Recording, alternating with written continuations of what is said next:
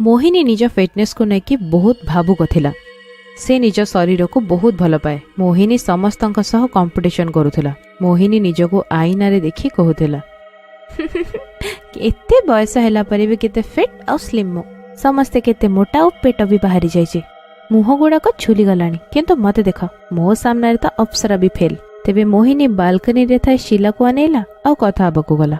शीला तो पेटड़ा केमती बाहर देखुनो लगुच एबे भी प्रेग्नेंट आउ मत देख एकदम स्लिम और ट्रिम। मु कौन सी हीरोइन ठारू कम लगे भल कथा मोहिनी हेले से जिनस गर्व करने कथा नुहे। मोहिनी शीला को एमती कही निज रूम भीतर को चलीगला। आ पुणी थरे आईना सामने से निज को अनेला आ निजर प्रशंसा भी कला। तेबे ता पछरु गोटे कला मोटी पिसा चिनीगला। मोहिनी यह देखी बहुत डरीगला। आ पछ को बुलिकी देखिला परे केही भी देखा गले नहीं। तेबे मोहिनी आईना रे देखिला तेबे ता गोटे हाथ देखागला रक्त रे बुड़ी होई ता आड़ को देखुला। तापर से पछ को बुलिला केही देखा गलेनी। ये को भलिया भ्रम मोर छाड़ मोर जिम टाइम हे गलानी। मोहिनी निजर कपड़ा चेंज करी जिम ड्रेस पिंधि से जिम रे जाई पहुंची गला। जिम रे मोहिनी देखिला गोटे नुआ झियो आसीची। लागुची नुआ झियोटे आछी। चलो ता पाखकु जाई निजर फिगर रो प्रशंसा गोटाए। मोहिनी तार पाखकु गला। तमे ना कोन तमे नुआ की जगह रे? हां मो ना गरिमा मु नुआ जॉइन करची। ओ तमे तो बहुत मोटी लागुची बहुत खाओ तमे। नाई से ऑपरेशन पाई टिके पेटोडा बाहरी जे सेति पाई मु आसी ए जगह को। देख देख मु केते फिट और स्लिम ट्रिम। देह खराब हेले भी मो शरीर ऊपर किछि इफेक्ट पड़िबनी। आओ तमे मोटी। आपण ए जगह जिम ट्रेनर? नाई किंतु जल्दी हे जिबे मो फिगरटा ही सेमतिया। तो मते फ्री एडवाइस न देके तो चलो। गरिमा एतिके कहबा मात्रे से रागी गला और सेई जगह से चली गला। किछि समय आराम करी मोहिनी पुणी थरे वर्कआउट करबा को गला। तेबे गोटे मोटी काली डाहाणी से डंबल ऊपर ठिया हे गला और सेठी वर्कआउट करबा आरंभ कला। यह देखि मोहिनी बहुत जोरी चित्कार कला और बाथरूम भीतर को चली गला। हे भगवान कौन होची से मोटी काली डाहाणी मते काहे की देखा जाउची? से चाहूची कौन? तेबे मोटी काली डाहाणी बाथरूम भीतर को आसिला। मोहिनी ताकू देखिकी डरी गला। से कला साड़ी सहित नाली बिंदी लगैथिला। ता चुटी गुड़ाक अबागिया और से बहुत मोटा थिला। गोटे हाथ रे सैलाड रो प्लेट धरी काली डाहाणी आसी बेक चिपिला मोहिनी रो आउ कहिला मु तते मारी देबी। तू बहुत गर्व करछु ना निज शरीर को नहीं। एबे देख तू शरीर को मु केमिति नष्ट करूची। एबे तू आउ बंचीबुनी। छाड़ मते बहुत जोर कष्ट होची। तू शेषरे मो पछरे काहे की पड़िछु? कोन चाहूछु मोठू? मु तते जमा छाड़ीबिनी। तू बहुत गर्व करुना निज शरीर को नहीं। देख तो अवस्था मु एबे केमिति खराब करिबी आ मु भी देखिबी तू केमिति समस्तंग सह कंपटीशन करिबू। छाड़ी दे मते। मोहिनी कोनोसी प्रकार से काली मोटी डाहाणी ठारू दौड़ी की डरी की से जगह पळेला आ दौड़ी की घर को पळे आसिला। घर को आसिला बेले शीला देखाला आ शीला अटकेला। अरे मोहिनी कौन हैला तते काहे केते चिंता करछु कोहुनो? किछि नै शीला मते हैरान करनी। हैरान आउ मो मते एमती लागुछि तू एतक कंकाळ हेई कि ही मानिबु। हां तो कौन हैला ताहले? एतिकी कही से जगह चली गला और निज रूम रे बसी से कांदिला। मोहिनी किछि भी बुझी पारलानी। किछि समय शांत बसी मोहिनी गाधेबा पई चली गला। मोहिनी वॉश मशीन सामने रे मुह धोथिला। तेबे आईना रे लिखा जायथिला मु तते मारी देबी। आ गोटे स्माइली मध्य थिला। मोहिनी डरी गला और वॉशरूम रे से बाहर को आसी गला। किछि दिन मोहिनी जिम गलानी। तेबे गरिमार फोन आसला त पाखको। हेलो मोहिनी कौन तमे जिम आसुनो? कौन हेछि तुम कोन फिट हबार नहीं? हाँ हबार तो अच्छी मु आसीबी ना किछि दिन रे। देह भल नथला तो काहे की कौन हैला? तमे कहले मु आसीबी। गरिमा प्लीज देखा करि परिबो कथा हबार अछि। हाँ कुह मोहिनी घरे देखा करबा ना बाहरे? तमे घर को आजा मु अपेक्षा करिछि। मोहिनी को लागिला ए सब गरिमा करोछि काहे कि ना सिए तार थट्टा करिथिला। गरिमा मोहिनी रो घर को आसला। बालकनी रे ताकू शीला देखा गला। शीला गरिमा सहित कथा आरंभ कला। सुण किए तमे आउ कोठी के पस जाउछ? मु गरिमा मोहिनी रो सांग बस जाइतली देखा करिया को। हेले मोहिनी तो घरे नाही से तमु काई डकेला? गरिमा चिंता कला और मोहिनी को फोन कला। तेबे मोहिनी निज रूम रो बाहर को आसिला। गरिमा शीला विषय रे कहला। तेबे शीला से जगह रे जमारू नथिला। अरे एठी तो थिला कोड चली गला? मोहिनी तो पड़ीसा घर लोक बहुत अजब। छाड़ ना गरिमा भीतर को चल मते तोस तो किछि कथा हबार अछि। ଏହି ପର୍ଯ୍ୟନ୍ତ ଯାହା ବି ଘଟଣା ଘଟିଥିଲା ମୋହିନୀ ସବୁ କଥା କହିଲା गरिमा ଆଗରେ। गरिमा ଧୀର ସ୍ଥିର ହୋଇ ଶୁଣୁଥାଏ ଆଉ ଶୁଣିକି ଆଶ୍ଚର୍ଯ୍ୟ ମଧ୍ୟ ହେଉଥାଏ। ତୁ ଏଇଠି ରହ, ମୁଁ ଚା ତିଆରି କରିଦେଉଛି ଯେମିତି ତୁ ଫ୍ରେଶ ଫିଲ୍ କରିବୁ, ତାପରେ ଆଗକୁ କଥା ହେବା। गरिमा କିଚେନରେ ଚା ବନଉଥିଲା। ଅଦା ଛେଚିବା ସମୟରେ ତା ପଛରେ କଳା ମୋଟି ଡାହାଣୀ ଆସିଗଲା। गरिମା ଅନୁଭବ କଲା ତା ପଛରେ କିଏ ଜଣେ ଅଛି। ଆଉ ଯେତେବେଳେ ସେ ପଛକୁ ବୁଲିକି ଦେଖିଲା କେହି ନଥିଲେ। गरिମାର ଅଣ୍ଟା ପାଖରେ କଳା ମୋଟି ଡାହାଣୀର ରକ୍ତରେ ଲଥପଥ ହାତ ଆସିଲା ଆଉ गरिମାର ହାତକୁ ଧରି ପକେଇଲା। गरिମା ଜୋରେ ଚିତ୍କାର କଲା। ମୋହିନୀ ଦୌଡ଼ି ଦୌଡ଼ି କିଚେନକୁ ଆସିଲା ଆଉ ଦେଖିଲା ଯେ गरिମା ସେଠି ଅଚେତ ହୋଇ ପଡ଼ିଯାଇଛି। गरिମା, गरिମା କ'ଣ ହେଲା? ଉଠ ଉଠ गरिମା। गरिମା କିଛି କହିଲାନି ଆଉ ମୋହିନୀ ଯେମିତି ସେମିତି କରି ତାକୁ ବେଡ୍ରେ ଆଣି ଶୁଆଇ ପକେଇଲା। ତେବେ ପଛରୁ କଳା ମୋଟି ଡାହାଣୀ ତାକୁ ଧକ୍କାଟିଏ ଦେଇଦେଲା। ଆଚ୍ଛା, ତାହେଲେ ତୁ ଏବେ ମାରିବାକୁ ଚାହୁଁଛୁ ମତେ, ସେଇଥିପାଇଁ ତୁ गरिମାକୁ ଡକେଇଛୁ ନାଇଁ? କିନ୍ତୁ ଶୁଣ, ତୁ ମୋର କିଛି ବି ଗାଡ଼ି ପାରିବୁନି, କିଛି ବି କରିଦେ ତୁ। ମତେ ଛାଡ଼ି ଦିଅ, ଯିବାକୁ ଦିଅ। ତାପରେ କଳା ମୋଟି ଡାହାଣୀ ସେ ଜାଗାରୁ ଉଭା ନେଇଗଲା। ଆଉ ସେ କିଛି କରିବି ପାରୁନଥିଲା, କେବଳ କାନ୍ଦୁଥିଲା।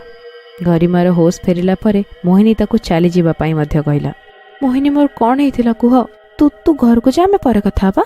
गरिମା ଘରକୁ ଚାଲିଗଲା। କିଛି ଦିନ ପରେ ମୋହିନୀ ଘରକୁ ପୁଣି ଥରେ गरिମା ଆସିଲା ତା ସହିତ ଦେଖା କରିବାକୁ ଆଉ କହିଲା ମୋହିନୀ ମରିଗଲା। गरिମା ବହୁତ ଡରିଗଲା ଆଉ ସେଇଠି ଦୌଡ଼ି ଚାଲିଗଲା। ତେବେ ଶିଲା ଦେଖା କଲା ଆଉ ତାକୁ ପଚାରିଲା, ଆଜି ତୁ ପୁଣି ଆସିଗଲୁ? ମନା କରିଥିଲି ନା? ଆଉ ମୋହିନୀ କାହିଁ? ଶିଲା ଯେମିତି ହିଁ ମୋହିନୀକୁ ମୃତ ଅବସ୍ଥାରେ ଦେଖିଲା गरिମା ଉପରେ ଚିତ୍କାର କଲା ଯେ ତୁ ମୋହିନୀକୁ ମାରିଦେଇଛୁ। गरिମା ବହୁତ ମନା କରି ସେ ଜାଗାରୁ ଦୌଡ଼ିକି ଚାଲିଗଲା।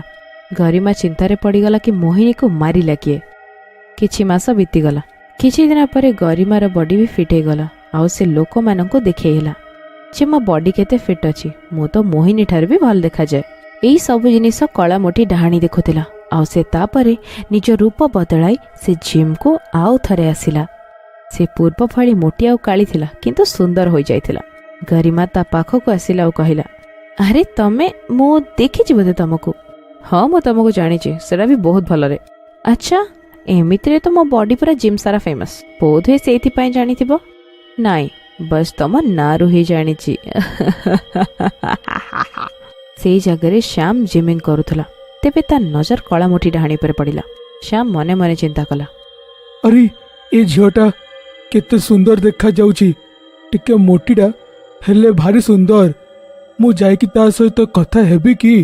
ଜିମ୍ ଶିଖିବା ବଦଳରେ କଥାବାର୍ତ୍ତା ବି ହେଇଯିବ ଆଉ ତାକୁ ମୁଁ କହିବି ଦେବି, ଯଦି ସେ ପତଳା ହେଇଯିବ ତ ଲୋକମାନେ ଜଳିବେ ମୋଠୁ। ମନେ ମନେ ଶ୍ୟାମ ହସୁଥିଲା ଆଉ ଏତିକି ଭାବି ସେ କଳା ମୋଟି ଡାହାଣୀ ପାଖରେ ପହଞ୍ଚିଲା। ହାଏ, ମୋ ନାଁ ହେଲା ଶ୍ୟାମ। ୱେଲ୍, ତମେ ମୋର ଫ୍ରେଣ୍ଡ ହବ କି? ମୁଁ ତମକୁ ଜିମ୍ ବି ଶିଖେଇଦେବି। ଧନ୍ୟବାଦ, କିନ୍ତୁ ଦରକାର ନାହିଁ। ମୁଁ ନିଜେ ଚାହିଁଲେ ନିଜେ ହିଁ ପତଳା ହେଇପାରିବି, ବାସ୍। ଆଚ୍ଛା, କିନ୍ତୁ କେମିତି? ଏବେ ଦେଖଉଛି। କଳା ମୋଟି ଡାହାଣୀ ନିଜର ଆଙ୍ଗୁଠି ବୁଲେଇଲା ଆଉ ପତଳା ହେଇଗଲା। ଦେଖ, ହେଇଗଲି ତ ପତଳି। गरिମାକୁ ତା ସ୍ୱଭାବ ଟିକେ ଅଜବ ଲାଗିଲା। ବହୁତ ସମୟ ଯାଏ ସେ ତାକୁ ଅନଉଥିଲା। କାଳି ମୋଟି ଡାହାଣୀ ୱାର୍କଆଉଟ୍ କରିବା ଆରମ୍ଭ କରିଦେଲା। गरिମା ସେଇ ଜାଗାରେ ପହଞ୍ଚିକି ତାକୁ କହିଲା, ଆରେ ତମେ ଭୁଲ କରୁଛ, ମୋଠୁ ଶିଖ, ମତେ ସବୁ ଆସେ। ଏଇଠୁ ସମସ୍ତେ ମୋଠୁ ହିଁ ଶିଖିଛନ୍ତି। ଠିକ ଅଛି, ତମେ କୁହ।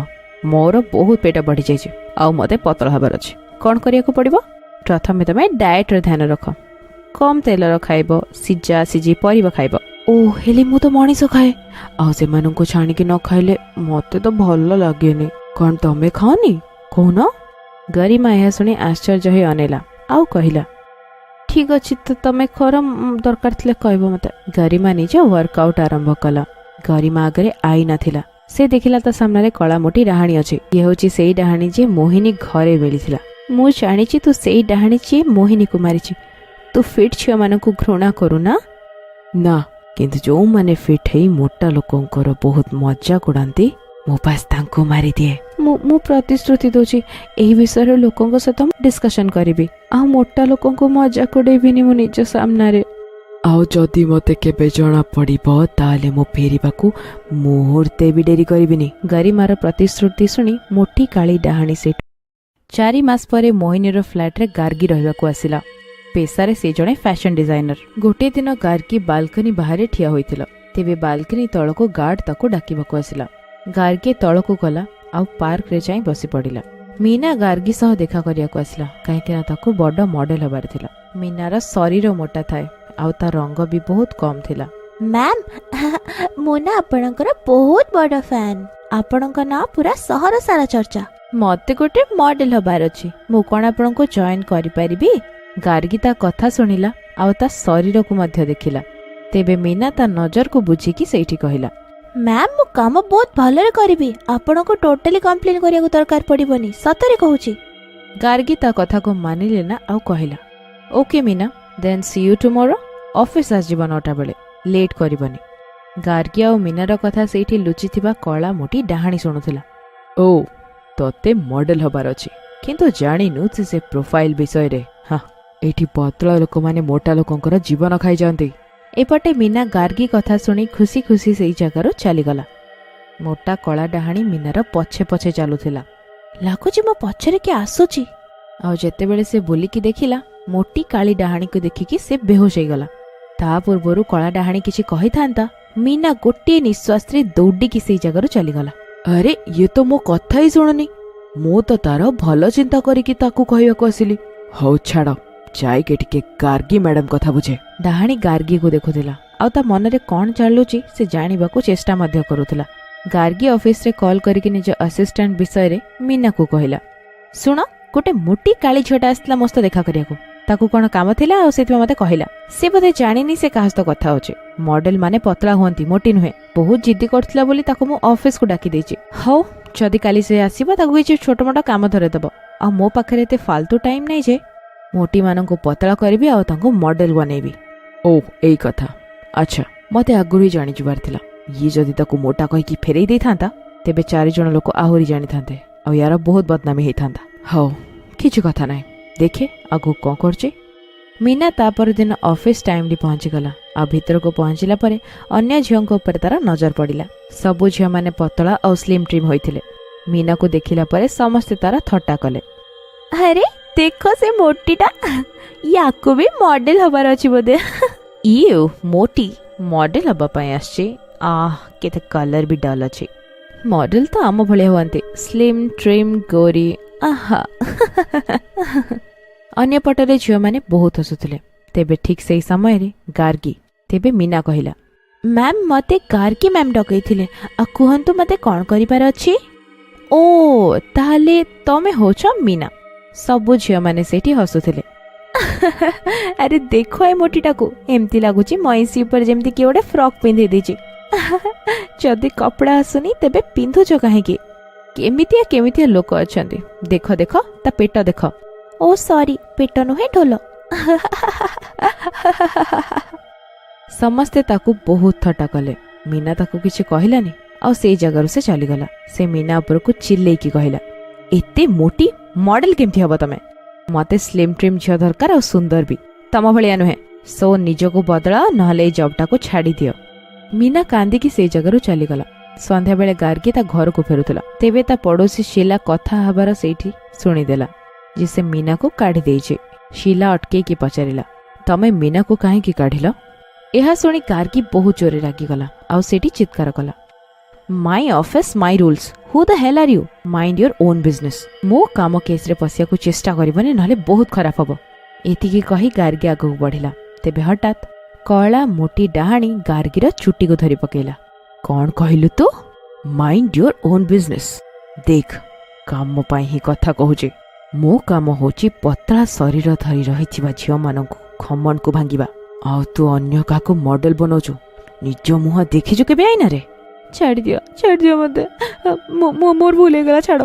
ତେବେ କଳା ମୋଟି ଡାହାଣୀ ଗାର୍ଗୀର ଚୁଟିକୁ ଛାଡ଼ି ତା ସାମ୍ନାରେ ଆସି ସେ ସାଙ୍ଗେ ସାଙ୍ଗେ ଠିଆ ହେଲା। ଡାହାଣୀ, ମତେ କିଏ ବଞ୍ଚାଅ। ଡରି ଯାଇ ଗାର୍ଗୀ ଏପଟ ସେପଟ ଦୌଡ଼ିକି ନିଜକୁ ବଞ୍ଚେଇବାକୁ ଚେଷ୍ଟା କରୁଥିଲା ଆଉ ଏପଟ ସେପଟ ହେଇ ରୁମ୍ ଭିତରେ ଯାଇ ପହଞ୍ଚିଲା। ଇଏ କଣ ହେଲା ମୋ ସାଙ୍ଗରେ? ଏଇଟା କଣ ସତ? ହଠାତ୍ ଶିଲା ଜାଗାରେ କିଏ ଆସିଲା ଆଉ ସେ ଡାହାଣୀ କୁଆଡ଼େ ଚାଲିଗଲା? ତା ପରଦିନ ଗାର୍ଗୀ ସେ ଫ୍ଲାଟରେ ରହୁଥିବା ଅନ୍ୟ ଲୋକଙ୍କ ସହ କଥା ହେବାକୁ ଗଲା। ଗାର୍ଗୀ ସମସ୍ତଙ୍କୁ ପଚାରିଲା ଶିଲା ବିଷୟରେ। ସମସ୍ତେ ସେୟା ହିଁ କହିଲେ କି ସେଇ ଜାଗାରେ ଏମିତି କାହାର ନାଁ ହିଁ ନାହିଁ। ଫ୍ଲାଟ ବହୁତ ଦିନ ହେଲା ଖାଲି ଅଛି। ଗାର୍ଗୀ କଥା ଶୁଣି ଆଶ୍ଚର୍ଯ୍ୟ ହେଉନାଇଲା। ତେବେ ବିଲ୍ଡିଂରୁ ଗୋଟେ ସ୍ତ୍ରୀ ଲୋକ ତାକୁ କହିଲା, କିଛି ମାସ ଆଗରୁ ତମ ଫ୍ଲାଟରେ ମୋହିନୀ ରହୁଥିଲା। ମୋହିନୀ ଟିକେ ପତଳା ବୋଲି ତାର ଗର୍ବ ଥିଲା ଆଉ ସେ ମୋଟା ଝିଅଙ୍କୁ ଥଟ୍ଟା କରୁଥିଲା। ଆଉ ତାପରେ ଦିନେ ତାର ଗୋଟିଏ ରହସ୍ୟମୟ ମୃତ୍ୟୁ ହୋଇଗଲା। ଏଇ ଲୋକମାନେ କହୁଛନ୍ତି ମୋଟି କାଳି ଡାହାଣୀ ମାରିଥିବ ଆଉ ସେ ଡାହାଣୀ କୁଆଡେ ସେଇମାନଙ୍କୁ ମାରେ ଯେ ମୋଟା ଲୋକଙ୍କୁ ଥଟ୍ଟା କରେ। ଏହା ଶୁଣି ଗାର୍ଗୀର ପାଦ ତଳୁ ଯେମିତି ମାଟି ହିଁ ଖସିଗଲା। ଓହ, ସେଥିପାଇଁ ତାହେଲେ ସେ ଡାହାଣୀ ଆସିଥିଲା।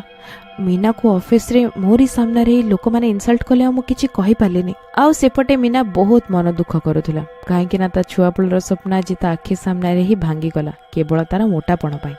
ମୋ ମୋଟାପଣ ମୋ ସ୍ୱପ୍ନ ମଝିରେ ଆସୁଛି, ଆଉ ଯଦି ମୁଁ ଜିମ୍ ଯାଇକି ନିଜକୁ ଫିଟ୍ କରିବି ତେବେ ମତେ ବର୍ଷ ବର୍ଷ ବିତିଯିବ। ତାପରେ ମୋ ମନ ପସନ୍ଦର ଖାଇବା, ପିଜ୍ଜା, ବର୍ଗର ଏଗୁଡ଼ା ସବୁ ବନ୍ଦ କରିବାକୁ ହବ। ଏମିତି ତ ହେଇପାରିବନି, ଆଉ ମୋ ପାଖରେ ଶେଷ ରାସ୍ତା ରହିଛି। ଆଉ ଏଇଥିରେ ହିଁ କିଛି ହବ ଯଦି। ମୀନା ନିଜ ଶରୀରକୁ ପତଳା ହେବା ପାଇଁ ଗୋଟେ ସର୍ଜରୀର ରାସ୍ତା ନେଲା, ଯେଉଁଥିପାଇଁ ସେ ସହରକୁ ଡାକ୍ତରଙ୍କ ପାଖକୁ ଗଲା। ଡକ୍ଟର, ମୋତେ ସର୍ଜରୀ କରାଇବାର ଅଛି, ମୋ ଶରୀରର ପତଳା ହେବାର ଅଛି। ହଁ, କିନ୍ତୁ ଆପଣ ୟୋଗା ଆଉ ଏକ୍ସରସାଇଜ କରିକି ବି ତ ପତଳା ହେଇପାରିବେ, ସର୍ଜରୀ କାହିଁକି? ମୋ ପାଖରେ ଏତେ ସମୟ ନାହିଁ ମାସ ବର୍ଷ ଧରି ଏସବୁ ଜିନିଷ କରିବା ପାଇଁ। ମତେ ସାଙ୍ଗେ ସାଙ୍ଗେ ରେଜଲ୍ଟ ଦରକାର। ମୁଁ ମୋ ସ୍ୱପ୍ନକୁ ପୂରଣ କରିବା ପାଇଁ ଅପେକ୍ଷା କରିପାରିବିନି। ଡକ୍ଟର ମୀନାକୁ ବୁଝେଇଲେ କି କାହାର ପ୍ରେସରରେ ଆସିକି ସେଇ ଜିନିଷ ଗୁଡା କରୁନି ତ। ଆଉ ମୀନା ମନା କଲା। ଆଉ ସର୍ଜରୀ କରିବା ପାଇଁ ସବୁ ଫର୍ମାଲିଟି ସେ ପୁରା କଲା। ଅପରେସନ ଥିଏଟରରେ ମୀନାର ବଡିରେ ସେମାନେ ଦାଗ ଦେଲେ ଆଉ ତାକୁ ରେଷ୍ଟ କରିବାକୁ ମଧ୍ୟ କହିଲେ। ଆଉ ତାପରେ ଯେମିତି ମୀନା ସର୍ଜରୀ ଜିନିଷ ଦେଖିଲା ସେ ବହୁତ ଜୋରରେ ଡରିଗଲା। ତେବେ ସିଏ ସେଇ ଜାଗାରୁ ଉଠିଗଲା ଆଉ ବିନା ସର୍ଜରୀ କରିକି ଡାକ୍ତରଖାନାରୁ ଦୌଡ଼ିକି ଆସିଗଲା। ହସ୍ପିଟାଲ ପାଖରେ ଗୋଟିଏ ବଡ଼ ପାର୍କ ଥିଲା, ଆଉ ସେ ଯାଇକି ସେଇ ବେଞ୍ଚ ଉପରେ ଗୋଟିଏ କୋଣରେ ବସି ପଡ଼ିଲା। ମୁଁ ଏଇ କ'ଣ ଡିସିସନ୍ ନେଉଥିଲି, ଏତେ ଇମୋସନାଲ ହିଁ ଡିସିସନ୍ କାହିଁକି ନେଉଛି? ଯେଉଁ ସ୍ୱପ୍ନ ନେଇ ମୁଁ ସହର ଆସିଥିଲି ସେଟା ତ ପୂରଣ ହବନି, ତାଠୁ ଭଲ ମୁଁ ଘରକୁ ଫେରିଯିବି। ମୀନା ବହୁତ ମନ ଦୁଃଖ କଲା, ଆଉ ପଛରୁ କଳା ମୋଟି ଡାହାଣୀ ଆସି ଠିଆ ହୋଇଗଲା। କ'ଣ ହେଲା ମୀନା, ସର୍ଜରୀ କରେଇଲୁନି? କିଏ ଏଠି? କିଏ? ଟିକେ ପଛକୁ ତ ଦେଖ। ମୁଁ ପା। ମୀନା ଯେମିତି ପଛକୁ ଦେଖିଲା ତାର ଚିତ୍କାର ବାହାରିଗଲା। କିଏ ତମେ? ତମେ ତ ଦେଖାଯାଉଛ ବହୁତ ଭୟଙ୍କର। ମତେ ତୁ ନିଜର ସାଙ୍ଗ ଭାବ। ମୁଁ ବି ସେଇ ଦୁଃଖ ଦେଇ ଯାଇଛି ଯୋଉଟାକୁ ଏଇନା ତୁ ଅନୁଭବ କରୁଛୁ। ମୁଁ ତୋ କଷ୍ଟ ବୁଝିପାରୁଛି। ତ ମୁଁ କ'ଣ କରିବି? ମୋ ସ୍ୱପ୍ନର କ'ଣ ହବ? ମୋ ଛୁଆବେଳୁ ଗୋଟେ ଜିନିଷ ଆଶା କରିଥିଲି, ସେଇଟା ବି ପୂରଣ ହେଲାନି। କେବଳ ମୋ ମୋଟାପଣ ଯୋଗୁଁ ତ କ'ଣ କରିବି ମୁଁ? କିଏ କହିଲା ମୋଟା ହବା ହଉଛି ଖରାପ? ଯଦି ନିଜ ଶରୀର ସହିତ ତମେ ଖୁସି ତେବେ ବଦଳେଇବାକୁ ଚେଷ୍ଟା ବି କାହିଁ କରୁଛ? ଆଉ ମୁଁ ଜାଣିଛି ତମେ ଏଇ ନିଷ୍ପତ୍ତି କାହିଁକି ନେଇଛ। ଆଉ ଏଇଭଳିଆ ଲୋକଙ୍କୁ ମୁଁ ବହୁତ ମାରିଛି। ଯେଉଁମାନେ ମୋଟା ଲୋକଙ୍କର ମଜାକ କରନ୍ତି ମୁଁ ତାକୁ ମାରିଦିଏ। ଆଉ ଜରୁରୀ ନୁହେଁ ଯେଉଁମାନେ ମୋଟା ତାଙ୍କ ସ୍ୱପ୍ନ କେବେ ପୂରଣ ହେଇପାରିବନି। ମୁଁ ସାହାଯ୍ୟ କରିବି ତୋର। କିନ୍ତୁ ମୀନା ଡାହାଣୀକୁ ମନା କରିଦେଲା କି ଗାର୍ଗୀକୁ ନ ମାରିବା ପାଇଁ। ଆଉ ସେପଟେ ଗାର୍ଗୀ ଶିଲାର ଫ୍ଲାଟରେ ଯାଇ ବସିଗଲାଣି। ତେବେ ସେଇ ଜାଗାରେ ଗୋଟେ ଡାଏରୀ ଥିଲା ଯେଉଁଠି ଶିଲା ବିଷୟରେ ସବୁ ଲେଖା ହୋଇଥିଲା। ଶିଲା ଗୋଟିଏ ମୋଟି ଝିଅ ଥିଲା। ଶିଲାର ବାହାଘର ଭାଙ୍ଗିବା ଯୋଗୁଁ ତା ବାପାଙ୍କର ହାର୍ଟ ଆଟାକ୍ ହେଇଗଲା। ବାପାଙ୍କ ମୃତ୍ୟୁ ପରେ ଶିଲା ନିଜେ ଫ୍ଲାଟରେ ବନ୍ଦ ହେଇଗଲା, ଆଉ ସେ ଫ୍ଲାଟ ଭିତରେ ହିଁ ମରିଗଲା। ତେବେ ଗାର୍ଗୀ ବୁଝିଗଲା ମୋହିନୀ ଆଉ ଗରିମାକୁ ଏଇଥିପାଇଁ ହିଁ ମାରିଲା, କାହିଁକିନା ମୋଟା ଲୋକଙ୍କୁ ସେ ଥଟ୍ଟା କରିଥିଲେ। ମୀନା ସହିତ ଶୀଘ୍ର ଦେଖା କରିବାକୁ ହବ। ଗାର୍ଗୀ ମୀନାକୁ ଦେଖା କରିବାକୁ ଗଲା, ତେବେ କେହି ବି ନଥିଲେ। ତେବେ ରାସ୍ତାରେ ତାକୁ ମୀନା ଦେଖାଗଲା, ଯେ ଶିଲା ସହିତ ଆସୁଥିଲା। ମୋଟି କାଳି ଡାହାଣୀ ଯେମିତି ତାକୁ ନ ମାରିଦେଉ ସେଇଥିପାଇଁ ସେ ଦୌଡ଼ି ଦୌଡ଼ି ଯାଇକି ମୀନାକୁ ଜୋରି କୁଣ୍ଡେଇ ପକେଇଲା। ଆଉ ସେଇଠି କହିଲା, ମୀନା ମୋତେ କ୍ଷମା କରିଦିଅ। ତମ ସହିତ କି ଆଉ କାହା ସହିତ ଯେମିତି ଏମିତି କେବେ ବ୍ୟବହାର ନ ହଉ ମୁଁ ଧ୍ୟାନ ରଖିବି। ବାସ୍ ଶିଲା ଡାହାଣୀକୁ କୁହ କି ମୋତେ ମାରିବନି। ନାଇଁ, ସେ ମାରିବନି। ସିଏ ମୋ ସାଙ୍ଗ, ଆଉ ସେ ଏଇ ଭୁଲ କାମ କରିବନି। ଭଲ ହେଲା ତୋର ଆଗରୁ ଟିକେ ବୁଦ୍ଧି ବସିଲା, ନହେଲେ ମୋତେ କିଛି ବି କରିବାକୁ କିଛି ସମୟ ଲାଗିନଥାନ୍ତା। ତମେ ଚିନ୍ତା କରନି, ମୁଁ ମୀନାକୁ ଗୋଟେ ଭଲ ମଡେଲ ବନେଇବି। ମୁଁ ପ୍ରମିସ୍ କରୁଛି। କାଲିଠୁ ମୋ ଅଫିସ ଆସିଯିବ ପୁରା 9ଟା ବେଳେ। ଏହା ଶୁଣି ମୀନା ବି ଖୁସି ହେଇଗଲା, ଆଉ ଶିଲା ଡାହାଣୀ ବି ଖୁସି ହେଇଗଲା, ଆଉ ସେମାନେ ପୁଣି ଥରେ ଫେରି